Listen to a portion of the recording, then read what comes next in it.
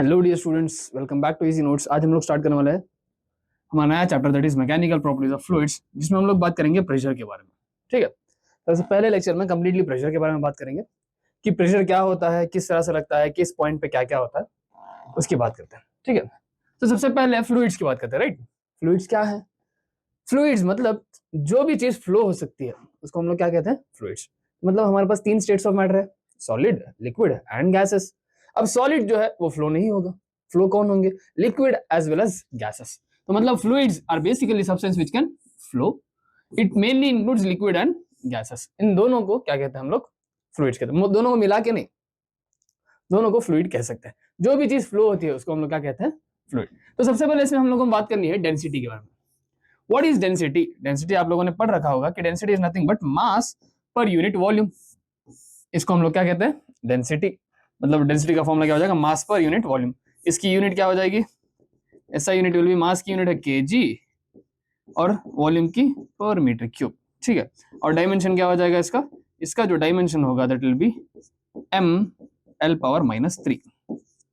M L power -3 हो जाएगा। अच्छा, तो हमें ये दो डेंसिटीज याद रखनी है। Density of water is 1000 kg per metre cube and density of mercury is 13,600 kg per metre cube. ठीक है, 1000 kg पर मीटर क्यूब, या तो इसको 1 ग्राम पर सेंटीमीटर क्यूब भी कहते हैं, या इसी को 1 ग्राम पर सीसी भी कहते हैं। सीसी मतलब क्यूबिक सेंटीमीटर। ठीक है, और इसी को हम लोग 13.6 ग्राम पर सेंटीमीटर क्यूब या तो 13.6 ग्राम पर सीसी भी कहते हैं। ठीक है, तो ये दो चीजों की डेंसिटी हमें याद रखनी जरूरी है। किसकी किसकी? वाटर एंड मर्क्यूरी की।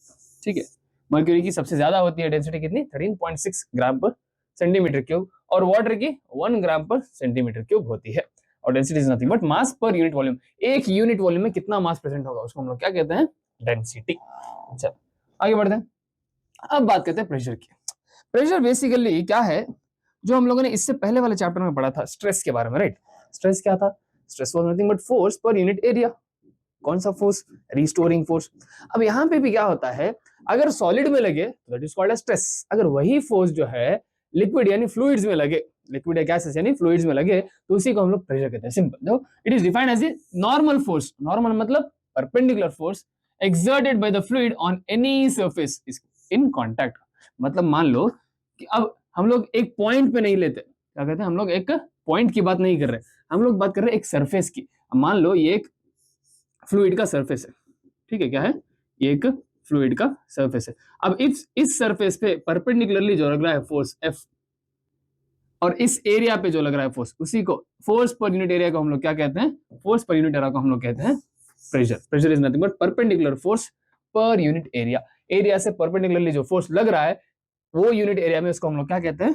प्रेशर। ठीक है, इसकी जो यूनिट होगी वो हो जाएगी न्यूटन पर मीटर स्क्वायर, और इसी को हम लोग क्या कहते हैं? पास्कल कहते हैं। और डायमेंशनल फॉर्मूला होगा M L power -1 T power -2, same as stress. Same as stress, formula भी सेम एज स्ट्रेस है। Right, force per unit area. हाँ, तो वही बात है कि सॉलिड्स में अगर रखे तो उसको हम लोग स्ट्रेस कहते हैं, वही फ्लूइड्स में लगेगा तो उसको हम लोग प्रेशर कहेंगे। ठीक है, अब नोट पॉइंट क्या है? कुछ अदर यूनिट्स भी है प्रेशर की। एक यूनिट हम लोगों ने बात की कि न्यूटन पर मीटर स्क्वायर या पास्कल होती है। कुछ अदर यूनिट्स भी है जिसको हम लोग अलग अलग कन्वर्जन में यूज करते हैं, जैसे कि 1 ATM। अगर प्रेशर को ATM में मेजर करें तो 1 ATM is nothing but 1.013 into 10⁵। ये 10⁵ इधर आना है, 10⁵ पास्कल। कितना है? 1.05 इंटू 10⁵ पास्कल। कितना हो जाएगा? 10⁵ पास्कल। ठीक है, और 1 बार जो है डायरेक्टली 10⁵ पास्कल के बराबर होगा। 1 बार किसके बराबर होगा? 10⁵ पास्कल के बराबर। तो मतलब 1 ATM is slightly greater than 1 बार। बहुत ही कम, देखो 0.013 टाइम्स, स्लाइटली ग्रेटर देन 1 बार। या तो हम लोग इसको अप्रोक्सीमेटली इक्वल भी लिख सकते हैं। ठीक है, तो मतलब 1 ATM की वैल्यू 1.013 इंटू 10⁵ और 1 बार की वैल्यू 10⁵ पास्कल होगी। या तो इसी को भी अप्रोक्सीमेटली हम लोग 10⁵ भी ले सकते हैं, जब हम लोग फॉर्मूला न्यूमेरिकल्स में यूज करेंगे तब। ठीक है, अच्छा, अब बात करते हैं इन टर्म्स ऑफ मर्क्यूरी। अगर मर्क्यूरी के टर्म्स में मेजर करें तो इसकी वैल्यू आएगी 76 mm ऑफ Hg, या 760 mm ऑफ Hg, या तो 76 सेंटीमीटर ऑफ Hg आएगी। अगर इसको मिलीमीटर में लिखेंगे तो 760 मिलीमीटर ऑफ Hg क्या करता है? अब ये क्या है 760 मिलीमीटर? हम लोग हाइट की बात कर रहे हैं, राइट? हाँ, तो उससे कैसे रिलेटेड है प्रेशर, थोड़ी देर में हम लोग जानेंगे। तो 1 ATM की वैल्यू 760 mm ऑफ Hg होगी, या तो 76 सेंटीमीटर ऑफ Hg भी हो सकती है। ठीक है, अब बात करते हैं एटमॉस्फेरिक प्रेशर की। What is atmospheric pressure? Atmospheric pressure is nothing but, atmosphere क्या है? एटमॉस्फेयर में क्या होता है? अलग अलग टाइप के गैसेस, राइट? नाइट्रोजन, ऑक्सीजन, अलग अलग मॉलिक्यूल्स होते हैं। Atmosphere is a mixture of different gases, all these gas molecules together constitute some weight, obviously, right? Atmosphere में जो भी गैस मॉलिक्यूल्स होंगे उनका कुछ ना कुछ तो वेट होगा। हाँ, नीचे की तरफ फोर्स लग रहा होगा, that is nothing but weight. तो अब उस वेट की वजह से जो इस एटमॉस्फेयर के एरिया पे फोर्स लगेगा उसको हम लोग क्या कहेंगे? Pressure, right? सिंपल। अगर कोई फोर्स जो है किसी एरिया पे लग रहा है, अब मान लो ये एरिया है, ठीक है, अब इस पे आके फोर्स लग रहा है, किसकी वजह से? अब मान लो इधर कुछ नहीं है, यानी एटमॉस्फेयर, सिंपली मान लो कि हम लोग बाहर है कहीं, वहां पे सिर्फ एटमॉस्फेयर, ठीक है, ऐसे हाथ को मैंने रखा है, तो अब मेरे हाथ पे जो फोर्स लग रहा होगा किसकी वजह से? एटमॉस्फेयर की वजह से, पर यूनिट एरिया, इस यूनिट एरिया की वजह से वो हो जाएगा इस हाथ पे लगने वाला pressure, that is nothing but atmospheric pressure. उसी प्रेशर को हम लोग क्या कहते हैं? एटमॉस्फेरिक प्रेशर, ठीक है। तो मतलब all these gas molecules constitute some weight, the thrust और force exerted by this weight per unit area is called atmospheric pressure. उस वेट की वजह से जो भी इस यूनिट एरिया पे फोर्स लगेगा उसको हम लोग क्या कहेंगे? Atmospheric pressure. किस वेट की वजह से? एटमॉस्फेयर में जो गैसेस है उस गैसेस के वेट की वजह से, ठीक है। चलो, अब value of one atmospheric pressure is nothing but, अभी थोड़ी देर पहले पढ़ा था हम लोगों ने, 1 atm is equal to 1.013 into 10 to the power 5 pascal. Mention करना भूल गए हमारे एडिटर, ठीक है, 10 to the power 5 पास्कल। और atmospheric pressure is measured by open manometer which is U shaped tube. सिर्फ इतना याद रखना है कि वो मैनोमीटर से हम लोग उसको मेजर करेंगे। इतना है। उसकी वैल्यू कितनी होगी? 1.013 into 10 to the power 5 pascal. इसी तरह से हम लोगों ने एटमॉस्फेरिक प्रेशर की वैल्यू मेजर की है, किस क्या यूज करके? मैनोमीटर यूज करके, ठीक। चलो आगे बढ़ते हैं, नेक्स्ट बात करते हैं variation of pressure with depth. अब जैसे जैसे मान लो आप लोगों ने देखा होगा, जैसे क्या आप लोग स्विमिंग पूल में गए होंगे, राइट? तो जैसे जैसे डीप वाटर में जाएंगे अंदर की तरफ, तो क्या होगा? हम पे लगने वाला प्रेशर बढ़ जाएगा। क्यों क्यों क्यों होगा? देखो, अब मान लो कि मेरे पास ये इनिशियली एक कंटेनर है जो कि फिल्ड है पानी से,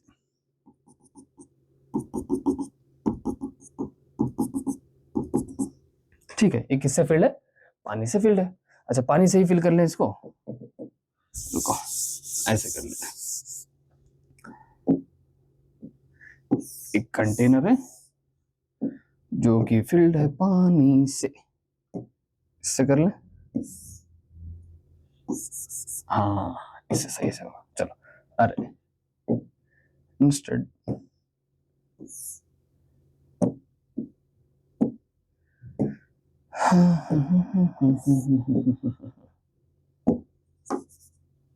चलो, ये फिल्ड किससे? पानी से फिल्ड है, राइट? ऐसे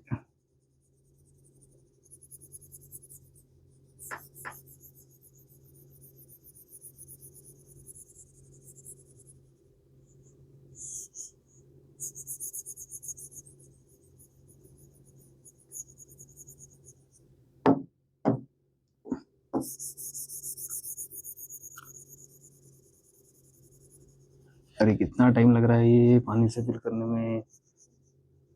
ऑब्वियसली पानी डालने में टाइम लगेगा, राइट? टाइम लगेगा, टाइम। हाँ,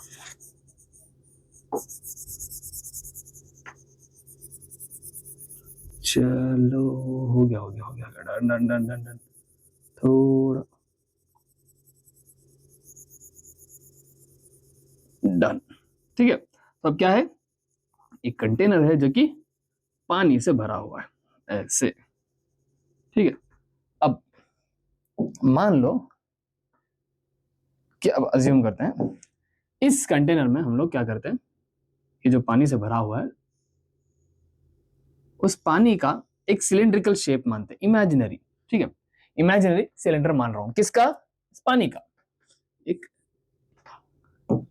एक इमेजिनरी ऐसे सिलेंडर मान रहा हूं। किसका सिलेंडर माना है मैंने? पानी का ही। इमेजिनरी है, याद रखो, किसका है? पानी का। और इस सिलेंडर की जो हाइट है दैट इज h, और ये डेप्थ तक मान रहा हूं मैं, ठीक है। इसको कहां तक मान रहा हूं मैं? डेप्थ तक, यहां तक, नीचे, सबसे नीचे तक मान लेते हैं, यहां तक, ठीक है। इसकी हाइट जो है वो क्या है, h। अब यहाँ पे दो पॉइंट्स मानते हैं, चलो यहाँ पे मान लेते हैं कि ये है पॉइंट B और ये वाला है पॉइंट A। अब अगर मैं बात करूं पॉइंट A की, पॉइंट A पे फोर्स किसकी वजह से लगेगा, ऑब्वियसली ये जो ऊपर एटमॉस्फेयर है उसकी वजह से फोर्स लगेगा ऐसे, राइट, वो एरिया मान रहा हूं मैं, ओके। अब पॉइंट बी की अगर बात करूं तो ये नीचे जो मॉलिक्यूल्स थे उनकी वजह से भी लगेगा और ये जो ऊपर मॉलिक्यूल्स है उनकी वजह से भी लगेगा, हाँ लगेगा, डन। तो यहाँ पे ऑब्वियसली राइट फोर्स ज्यादा होगा कंपेयर टू दिस। तो अब मान लें कि इस पॉइंट पे अगर मैं बात करूं फोर्स ड्यू टू बी कहां लगेगा, अपवर्ड, राइट। यहाँ पे जो है ज्यादा फोर्स ऊपर की तरफ लगेगा, हाँ फोर्स ड्यू टू बी ऊपर लगेगा F B. Force due to A, इसको ऑब्वियसली ये पॉइंट के लिए फोर्स लग रहा है नीचे एफ ए, और एम जी इस पानी का जो मास है वो भी लगेगा नीचे एम जी, राइट। अच्छा अब बात करते हैं इसमें हो क्या रहा है, ठीक है। अब अगर मैं देखूं कि what is force due to B, force due to B जो होगा upward force is equal to downward force, obviously downward में F A plus M G, सही है। अच्छा अब अगर मैं ये होल टर्म को डिवाइड बाय ए कर रहा हूं, area, A is nothing but area, तो क्या हो जाएगा F B upon A is equal to F A upon A plus M ji upon A, done.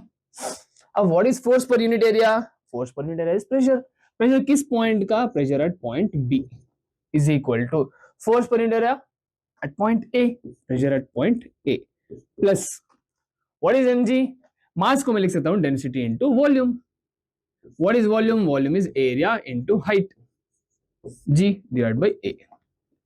अब एरिया से एरिया यहां भी कैंसिल हो जाएगा, बचेगा क्या, pressure at b will be equal to pressure at a plus rho g into h, rho g into h। तो ये आएगा प्रेशर एट एनी पॉइंट, कोई भी पॉइंट की अगर बात करें तो मान लो हम इन दो पॉइंट्स के बीच की बात कर रहे हैं, राइट। तो मान लो अगर आप ये दो पॉइंट के बीच की बात करते हैं तो ये पॉइंट हो जाएगा, यहाँ पे जो प्रेशर होगा उसको प्रेशर एट ए बोलेंगे हम लोग, ठीक है। तो उस हिसाब से याद रखेंगे, कोई भी दो पॉइंट के बीच में अगर प्रेशर की बात करें तो क्या हो जाएगी, P at B is equal to P at A plus rho ji H. अच्छा अब अगर देखूं what is P at B, P at B जो है दैट इज एब्सोल्यूट प्रेशर, क्या है, absolute pressure, absolute pressure at depth, कोई भी डेप्थ पे लगने वाला absolute pressure. What is P at A, अगर मान लो ये कंटेनर क्लोज होता तो क्या होता, यहाँ पे वैक्यूम क्रिएट हुआ था, राइट, अपर साइड में, वहां पे फोर्स थोड़ा सा ही प्रेशर होता, अच्छा कुछ ना कुछ प्रेशर होता, पी मान लेते पी ए। अब ये ओपन होने की वजह से क्या होगा, यहाँ पे जो प्रेशर होगा that will B atmospheric pressure obviously, हाँ तो यहाँ पे क्या होगा, पी ए क्या हो जाएगा हमारा एटमॉस्फेरिक प्रेशर, क्योंकि वो ओपन है इसलिए पी ए क्या हो जाएगा हमारा atmospheric pressure, that is nothing but कितनी वैल्यू एटमॉस्फेरिक प्रेशर की 1.013 into 10 to the power 5 pascal. And ये रो जी एच जो है that is called as gauge pressure, क्या बोलते हैं इसको, gauge pressure. It means excess pressure कितना डेवलप हुआ जैसे जैसे हम लोग नीचे गए, कितना डेवलप हुआ एक्सेस प्रेशर, रो जी इंटू एच, कितना डेवलप हुआ, रो जी एच। अगर यही कंटेनर क्लोज होता तो एटमॉस्फेरिक प्रेशर नहीं लगता, तो P at B will be equal to rho ji H हो जाता, ठीक है। तो मतलब एक्स्ट्रा प्रेशर कितना लगा डेप्थ पे compare to upper point, rho ji H लगा, कितना लगा, रो जी इंटू एच। अब इससे क्या पता चल रहा है, इससे ये पता चल रहा है कि इससे क्या पता चल रहा है, इससे ये पता चल रहा है कि जो हमारा प्रेशर है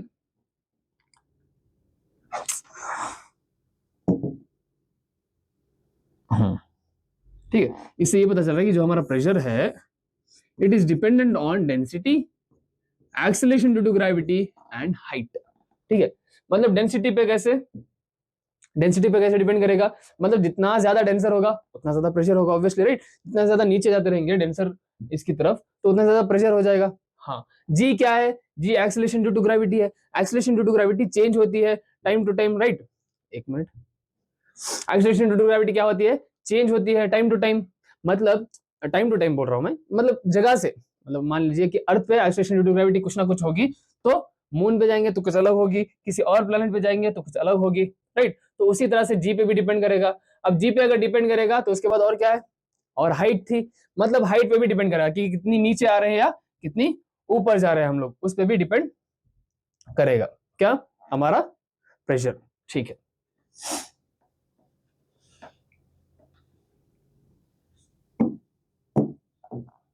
चलो ये सब हम लोगों ने पढ़ लिया था, राइट। हाँ, इसी की बात कर रहे थे हमें। आ गया क्या, P is equal to P at B is equal to P at A plus rho ji h आया था। ठीक है, तो what will be P at B, अच्छा ये क्या है, P एट बी जो है वो हमारा क्या है, it is absolute pressure.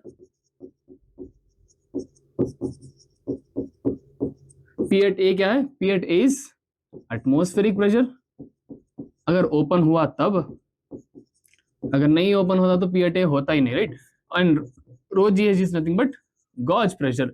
Gauge pressure क्या है, एक्स्ट्रा प्रेशर, एक्सेस और एक्स्ट्रा प्रेशर, इसी को हम लोग क्या कहते हैं, गॉज प्रेशर कहते हैं। ठीक है, तो अब यहां से हमें पता चल रहा है कि P is dependent on rho g and h. ठीक है, तो मतलब डेंसिटी पे डिपेंड करेगा, जी पे डिपेंड करेगा और हाइट पे डिपेंड करेगा। अब मान लो कि सबकी डेंसिटी अगर सेम है, क्या है, सबकी डेंसिटी अगर सेम है, ठीक है, अब मान लो कि एक कंटेनर है हमारे पास कुछ ऐसा,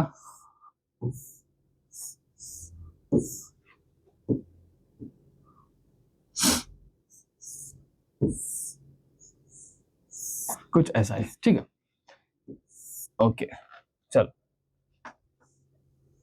हाँ कुछ ऐसा है, ठीक है। अब इसमें मैं पानी फिल कर रहा हूं, ठीक, कुछ ऐसे,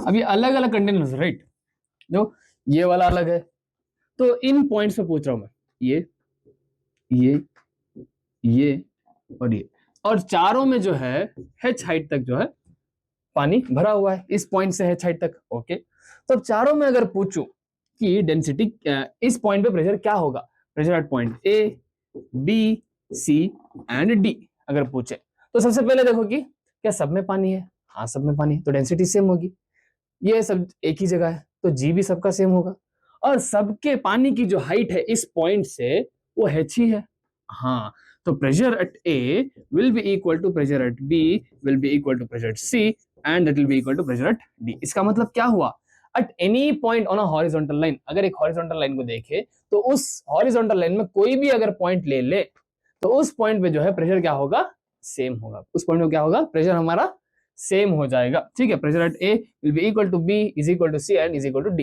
क्यों, क्योंकि डेंसिटी, एक्सेलरेशन, ग्रेविटी और हाइट तीनों की क्या है, चारों की सेम है, इसीलिए कोई भी एक हॉरिजॉन्टल लाइन पे देखे, मतलब सेम फ्लूइड के लिए, ठीक है, सेम फ्लूइड और स्टैटिक फ्लूइड के लिए, स्टैटिक मतलब जो फ्लो नहीं हो रहा होगा, क्योंकि अगर फ्लो होगा तो ऑब्वियसली दूसरे फोर्सेस भी लगेंगे, राइट, विस्कोसिटी वगैरह वगैरह अलग अलग लगेंगे फोर्सेस, तो विस्कोसिटी आगे बढ़ेंगे जो कि फ्रिक्शन फोर्स होता है फ्लूइड के अंदर। ठीक है, तो अब क्या होगा, अगर static fluid, for a static fluid, ठीक है, ऐसा फ्लूइड है स्टैटिक फ्लूइड, मतलब रुका हुआ, ठीक है, स्टैटिक फ्लूइड की अगर बात करें तो एक हॉरिजॉन्टल लाइन पे जब हम लोग देखेंगे तो हर पॉइंट पे जो है क्या होगा, प्रेशर सेम होगा, क्योंकि pressure depends on only density, acceleration due to gravity and height. It does not depend on area, shape of container, nothing, किसी पे डिपेंड नहीं करता, डिपेंड करता है सिर्फ तीन चीजों पे, density, acceleration due gravity and height के ऊपर। जब अगर तीनों सेम होंगे तो प्रेशर सब जगह क्या आएगा, सेम आएगा, irrespective of the shape of the container. ठीक है, तो इसी पे बेस्ड एक लॉ है, किसकी, पास्कल अंकल की। क्या है पास्कल अंकल की law, Pascal's law says that and pressure applied to any point of an enclosed fluid, enclose मतलब मान लो ये ओपन था, अब अगर इसी को अगर क्लोज करके लगाए तो तब क्या होगा, is transmitted undiminished to every portion of the fluid and the walls of the container vessel. अब मतलब क्या है, मान लो आप लोगों ने बलून में पानी भरा, ठीक है, बलून में पानी भरा और उसको ब्लो करके उसके अंदर पानी भर दिया, ठीक है, उसको ब्लो कर दे, तो मतलब पानी हर जगह है, हाँ हर जगह है, बहुत ज्यादा पानी है, तो अब क्या होगा, अब जैसे जैसे अगर, अच्छा चलो पानी की बात बाद में करते हैं, इंस्टेड हम लोग फ्लूइड की, इसकी गैसेस की बात कर सकते हैं, जब बलून को ब्लो करेंगे तो gas is also fluid, right, हाँ, तो मान लो ये एक हमारा बलून है, ठीक है, इसको हम लोगों ने क्या किया, इसको हम लोगों ने ब्लो करके ऐसे रखा। अब मैं इसको ब्लो कर रहा हूं और भी, तो इनिशियली इस पॉइंट पे मान लेते हैं कुछ प्रेशर था P1, ठीक है, इस पॉइंट पे प्रेशर था P2, इस पॉइंट पे प्रेशर था P3 और इस पॉइंट पे हमारा प्रेशर था P4। ठीक है, अलग अलग पॉइंट्स है तो सब जगह अलग अलग होगा प्रेशर। हाँ, जैसे से नीचे आएंगे P4 ज्यादा होगा, P3 कम होगा, P3 उससे कम, P1 उससे कम, क्योंकि देखो ये थोड़ा सा ऊपर है, ठीक है, तो वैसे कम होता जाएगा जैसे जैसे हम लोग ऊपर जाएंगे, क्योंकि हाइट डिक्रीज होगी। हाँ, डिक्रीज होगी, डन। तो अब क्या बोल रहा है, अकॉर्डिंग टू पास्कल्स लॉ, अगर हम लोग इस पॉइंट पे कुछ एक्स्ट्रा प्रेशर लगाएंगे, क्या करेंगे, इस पॉइंट पे अगर हम लोग कुछ एक्स्ट्रा प्रेशर लगाएंगे तो वो एक्स्ट्रा प्रेशर जो है हर पॉइंट पे, इधर इधर इधर इधर इधर इधर इधर, एवरी सिंगल पॉइंट, हर पॉइंट पे क्या होगा, अनडिमिनिश ट्रांसफर होगा। अनडिमिनिश मतलब बिना चेंज हुए। अनडिमिनिश का मतलब क्या है, बिना चेंज हुए। मतलब मान लो कि इधर P2 था और मैंने एक्स्ट्रा प्रेशर P लगाया इधर, तो सब जगह इधर भी एक्स्ट्रा प्रेशर P लग जाएगा, इधर भी एक्स्ट्रा प्रेशर P, इधर भी एक्स्ट्रा प्रेशर P लग जाएगा। ठीक है, मतलब अनडिमिनिश जो होगा वो पास होगा। जैसे कि आप लोगों ने देखा होगा, राइट, बलून में आप लोग यहाँ से ब्लो कर रहे हो, मतलब प्रेशर यहाँ लगा रहे हो, राइट, ऑब्वियसली फोर्स यहाँ देंगे तो प्रेशर यहाँ लगाएंगे, तो फटेगा कहाँ से, यहीं से पड़ना चाहिए था, क्योंकि अगर प्रेशर इधर ही ज्यादा बढ़ेगा तो यहीं से फटना चाहिए था, बट फटेगा वो कहीं इधर इधर या इधर इधर से, साइड से, राइट।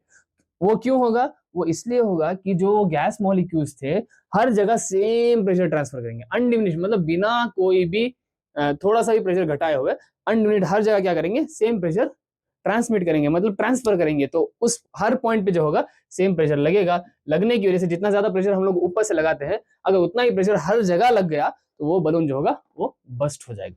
ठीक है, तो यही है हमारी Pascal's law. Pressure applied to any point of an enclosed fluid, मतलब ये बंद था। ठीक है, अच्छा बंद, अब अगर बंद करके भी देखें, मान लो अब ये इसको टाई कर दिया मैंने, उसके बाद अगर प्रेशर लगाऊं, दबाऊंगा, इधर दबाऊंगा, दबाऊंगा तो बंद फटेगा तभी बाहर से, राइट। हाँ, बंद करके भी देखें तो यही होगा। देखो, enclosed fluid it transmitted undiminished to every portion of the fluid, हर पोर्शन पे, यहाँ यहाँ यहाँ यहाँ सब जगह, थोड़ी सी भी जगह छोड़ी नहीं है, हर जगह पे क्या होगा, इक्वल एंड अनडिमिनिश्ड पास होगा। And to the walls of container, walls को भी लगेगा जितना प्रेशर उस हर पॉइंट पे लगेगा, यानी हर गैस, यहाँ पे बहुत सारे गैसेस मॉलिक्यूल रहेंगे, राइट, तो हर गैस मॉलिक्यूल को प्रेशर लगेगा, सेम प्रेशर। तो वो गैस मॉलिक्यूल्स क्या करेंगे, सेम प्रेशर वॉल्स को भी लगाएंगे, कंटेनर जिस कंटेनर में वो है उसको भी सेम प्रेशर लगाएंगे। इसी वजह से जो है वॉल्स जो है हमारी फट के निकल जाती है। किसकी, बलून की बात कर रहे हैं हम लोग। ठीक है, सिमिलरली ऐसा ही होगा हर टाइप के फ्लूइड में। ठीक है, तो अनडिमिनिश्ड क्या होगा, हमारा प्रेशर पास होगा, उसी को हम लोग कहते हैं पास्कल्स लॉ। ठीक है, अब पास्कल्स लॉ पे बेसिस दो अलग अलग एप्लीकेशन है, क्या क्या ऐसे बहुत सारे, हम लोग यहाँ दो ही पढ़ते हैं, हाइड्रोलिक लिफ्ट जिसके बारे में मेनली पढ़ते हैं हम लोग, और हाइड्रोलिक ब्रेक्स। ठीक है, हाइड्रोलिक लिफ्ट और ब्रेक्स कहाँ यूज होते हैं, सबसे पहले हाइड्रोलिक लिफ्ट जो है वो यूज होती है जब कभी हमें हैवी लोड्स को उठाना होता है। आप लोगों ने कभी मॉल में देखा होगा कि कार्स जो है किसी जगह पे होती है, वहां से अपने आप ऊपर नीचे ऐसे करते हैं, राइट। तो क्या उतना ज्यादा ही फोर्स देना पड़ेगा जितना ज्यादा कार का वेट होगा, नहीं, राइट, कम फोर्स से ही हम लोग उठा सकते हैं, वो आगे थोड़ी देर में देखेंगे। ठीक है, तो वहां पे यूज होती है जब हम लोग हैवी लोड्स उठाते हैं। दूसरा, हाइड्रोलिक ब्रेक्स की अगर बात करें तो ये ट्रक हो गया, कार होगा, ऐसे चीजों में जहां पे ज्यादा हमें सडनली रोकने की जरूरत पड़ती है, जैसे कि ट्रक हो गया, मतलब हैवी कंटेनर्स को रोकने के लिए हम लोग क्या करते हैं, हाइड्रोलिक ब्रेक्स का इस्तेमाल करते हैं। जैसे कि कार में हुआ, मान लो इधर हम लोग ने ब्रेक लगाया, ब्रेक लगा तो यहाँ से जो है वो यहाँ पे एक फ्लूइड होगा, ठीक है, यहाँ पे प्रेशर लगाएगी P, तो यही फ्लूइड जो है वहां जाके इस पे, शू ब्रेक्स होता है, ब्रेक शू होते हैं हमारे, हाँ, ब्रेक शू पे फोर्स लगाएगी। अब ब्रेक शू जो है बाजू, इसके बगल में ही क्या होगा, एक रिम होगी हमारे, आप लोगों को पता है कि रिम क्या होती है, तो वो जाके ब्रेक शू क्या होंगे, सेम प्रेशर यहाँ भी लगेगा हर जगह, लगने की वजह से ये ब्रेक शू बाहर की तरफ निकलेंगे और रिम के ऊपर बैठ जाएंगे। तो यहाँ पे कुछ इस तरह से हाइड्रोलिक ब्रेक्स का काम होता है। ठीक है, डन, ओके। तो ये दो चीजें हैं, मोस्टली हम लोगों को पढ़ना है हाइड्रोलिक लिफ्ट के बारे में, तो देखते हैं अब हाइड्रोलिक लिफ्ट क्या होती है। Hydraulic lift are based on the Pascal's law, it is used to support और लिफ्ट हेवी ऑब्जेक्ट्स। ठीक है, लिफ्ट करने या सपोर्ट करने के लिए काम आती है। Next, it consist of to cylinders A and B joined together by a connecting pipe filled with liquid। देखते हैं अभी थोड़ी देर में। A larger force is experienced in a larger cross section even if the smaller force applied at the same। देखते हैं, चलो, तो मान लो ये बनता है कुछ ऐसे,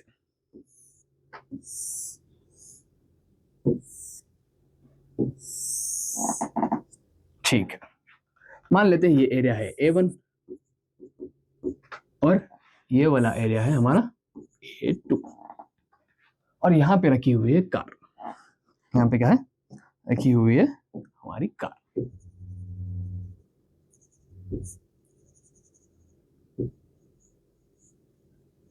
हाँ चलो, टूटी फूटी कार बन गई। चलो देखते हैं कार रखी। अब क्या होगा, कार का जो फोर्स होगा, वेट, वो लग रहा होगा नीचे। हाँ सर, लग रहा होगा नीचे, mg। तो अब इसको उठाना है, राइट। इसको उठाने के लिए हमें ऊपर सेम फोर्स लगाना पड़ेगा, which will be equal to mg। हाँ, अब वो फोर्स कौन लगाएगा? अब हमें पता है कि अगर मैं बात करूं, ये पॉइंट और ये पॉइंट, दोनों पॉइंट सेम है, सेम जगह पे होंगे, ऐसे स्ट्राइट लाइन में होंगे, ठीक है। तो pressure at 1 will be equal to pressure at 2। हाँ पता है।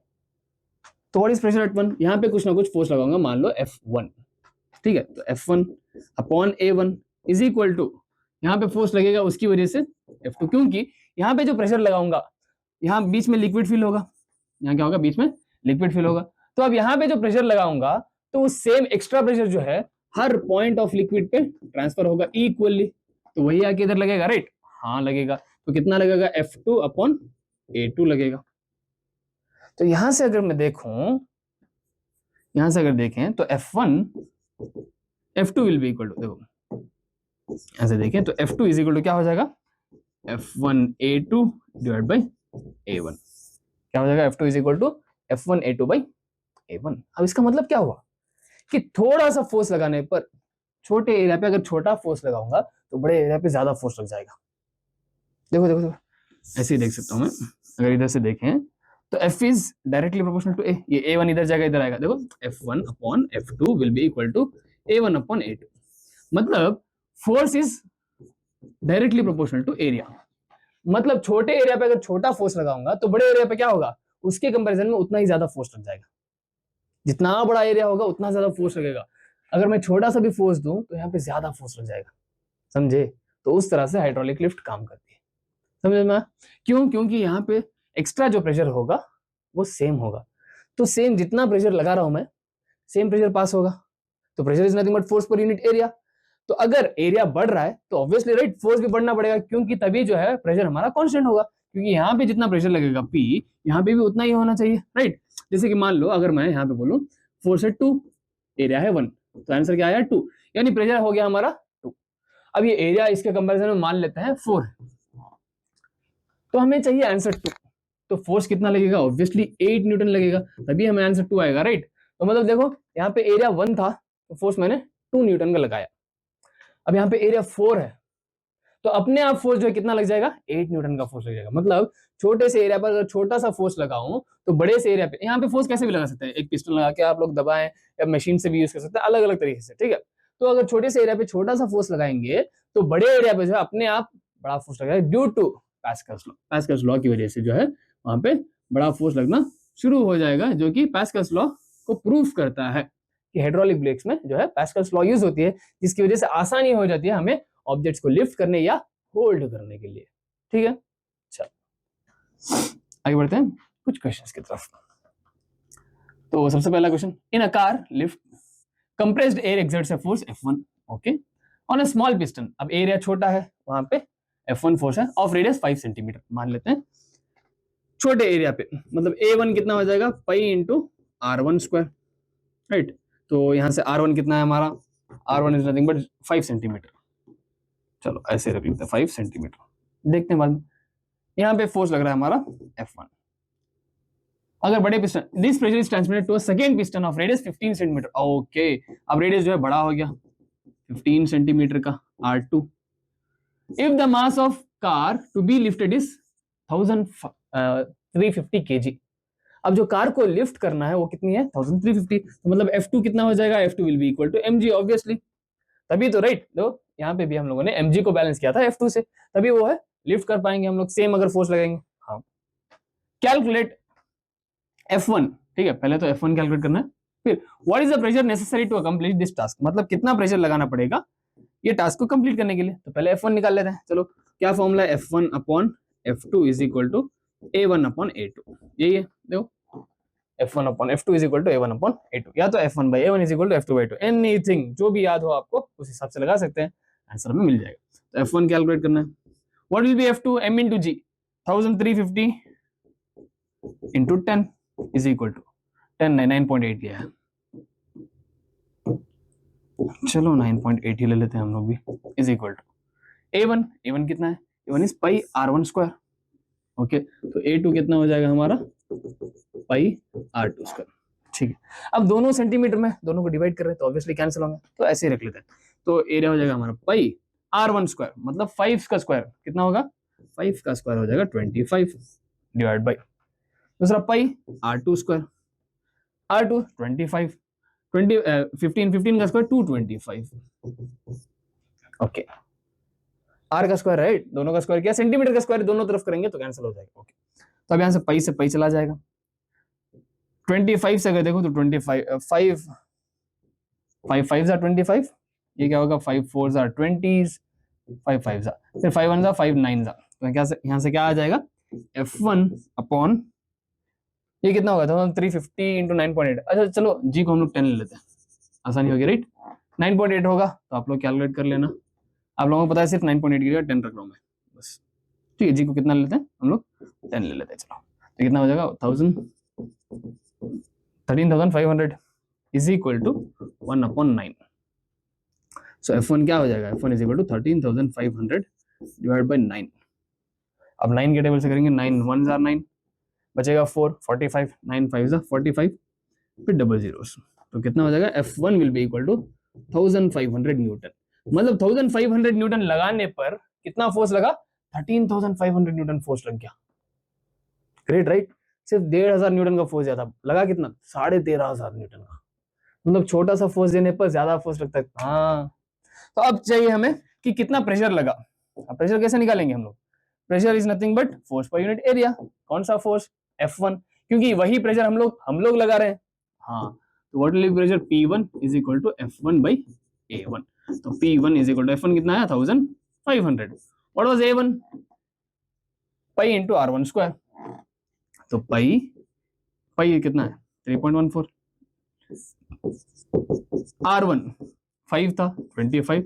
अब इधर सेंटीमीटर का स्क्वायर लिखेंगे क्योंकि कैंसिल नहीं होंगे। हाँ, 10 पावर माइनस 4। इधर देखो, अगर दोनों तरफ लिखते, इधर भी सेंटीमीटर का स्क्वायर 10 पावर माइनस 4 आता, इधर भी 10 पावर माइनस 4 आता, जो कि अल्टीमेटली कैंसिल ही होते, राइट। चलो वो भी लिख दिया मैंने। अब यहाँ पे सॉल्व करेंगे, P1 इज इक्वल टू कितना होगा? ये 25 के टेबल से कर लें, 25 1 जार, राइट। अभी 25 60 जार, 25 6 150, राइट। हाँ 60 jar.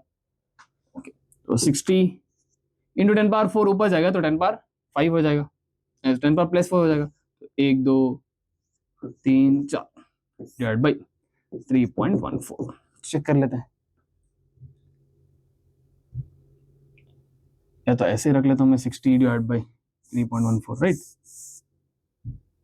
60 divide by 3.14, 19 into 10 to the power plus 4 newton per metre square, या तो पास्कल लिख सकते हैं।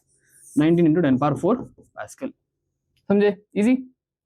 अब अगर 9.8 रख के कैलकुलेट करते हैं तो शायद थोड़ा सा कम या थोड़ा सा ज्यादा आता, आई मीन थोड़ा सा ज्यादा आता, कम आता, ठीक है, क्योंकि फोर्स जो है कम हो जाता तो प्रेशर भी थोड़ा सा कम आता, 18.9 समथिंग, 18.8 समथिंग, उस तरह से। चलो नेक्स्ट क्वेश्चन की बात करते हैं हम लोग। हाँ, 2 syringes of different cross sections without needles, syringe है हमें पता है, हाँ पहले से बहुत यूज करते हो आप लोग, filled with water are connected with a tightly fitted rubber tube. Okay, diameter of the smaller and larger piston are 1 centimeter and 3 centimeter respectively. ठीक है, तो ये ऐसे कुछ है, राइट। हाँ, इसका डायमीटर है 1 सेंटीमीटर, D1 बोल लेता हूँ इसको। इसका डायमीटर है 3 सेंटीमीटर, इसको बोल लेता हूँ D2, क्योंकि हम लोग कभी भी छोटे को D1 बोल रहे हैं, बड़े को D2 बोल रहे हैं। ओके, क्योंकि एरिया वहां पे A1 A2 ले रहे हैं। Okay, find the force exerted on the larger piston when a force of 10 Newton is applied on the smaller piston. मतलब यहाँ पे फोर्स कितना लगा? F1 कितना है? 10 न्यूटन, तो हमें यहाँ पे लगने वाला F2 निकालना है। Okay, if the smaller piston is pushed through 6 centimetre, इसको हम लोगों ने 6 सेंटीमीटर मूव किया, यहाँ पे आ गया, तो लार्जर पिस्टन कितना मूव होगा वो हमें कैलकुलेट करना है, कितना बाहर जाएगा। मान लेते हैं कुछ एक्स डिस्टेंस जाएगा, देखते हैं क्या होगा। चलो सबसे पहले हम लोगों को क्या देखना है, यहाँ पे इसको बाद में निकाल लेते हैं। सबसे पहले हमें देखना है F2। चलो what will be F2, F2 will be equal to, चलो normal F1 upon F2 is equal to A1 upon A2, simple. तो F1 कितना है 10 divide by F2 is equal to A1 कितना है पाई। अच्छा अब डायमीटर के टर्म्स में करेंगे तो याद रखें हमेशा एरिया क्या होगा, area is pi D square by 4। Diameter के टर्म्स में एरिया क्या होगा, पाई डी स्क्वायर बाई 4। तो यहां से पाई D1 square divide by 4, area A2 क्या होगा पाई D2 स्क्वायर डिवाइड बाई 4।